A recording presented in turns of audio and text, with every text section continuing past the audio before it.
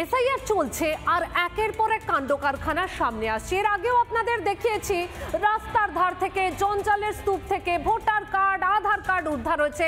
নদিয়ার শান্তিপুরে আবারও দেখা যাচ্ছে রাস্তার ধার থেকে উদ্ধার গুচ্ছ গুচ্ছ ভোটার কার্ড। আর সেই ভোটার কার্ডগুলো উত্তর 24 পরগনার স্বরূপনগর ও বসিরহাটের। সেই ভোটার কার্ডগুলো কি করে এলো নদিয়ার শান্তিপুরে, সেটাই এখন সবথেকে বড় প্রশ্ন।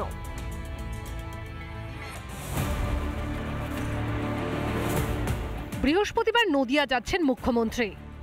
তার আগে শান্তিপুরে 12 নম্বর জাতীয় সড়কের পাশে উদ্ধার গুচ্ছ গুচ্ছ ভোটার কার্ড। আজ সকালে পথ চলতি মানুষ নোংরা আবর্জনার বস্তার মধ্যে দেখতে পায় ভোটার কার্ডগুলি।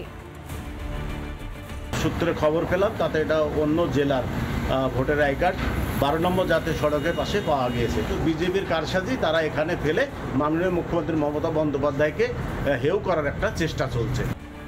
উদ্ধার হওয়া ভোটার কার্ডগুলি উত্তর 24 পরগনার স্বরূপনগর ও বসিরহাটের। ওগুলো অ্যাক্টিভেটেড না ডিঅ্যাক্টিভেটেড ভোটার কার্ড সেটা দেখতে হবে।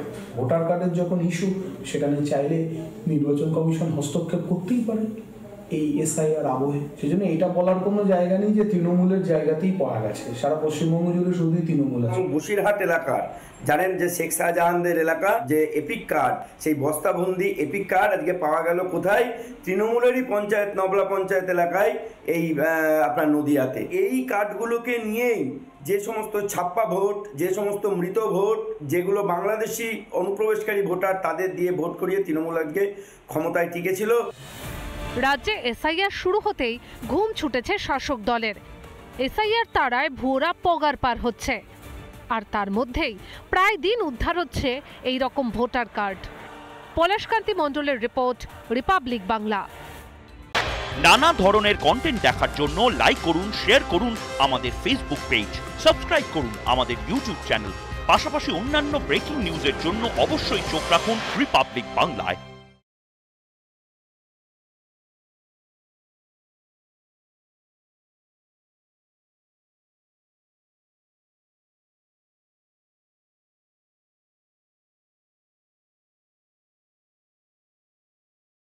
নানা ধরনের কন্টেন্ট দেখার জন্য লাইক করুন, শেয়ার করুন আমাদের ফেসবুক পেজ, সাবস্ক্রাইব করুন আমাদের ইউটিউব চ্যানেল।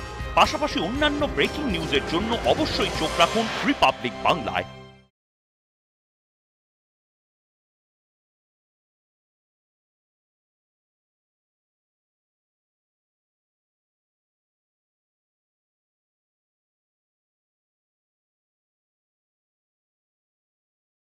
নানা ধরনের কন্টেন্ট দেখার জন্য লাইক করুন, শেয়ার করুন আমাদের ফেসবুক পেজ, সাবস্ক্রাইব করুন আমাদের ইউটিউব চ্যানেল।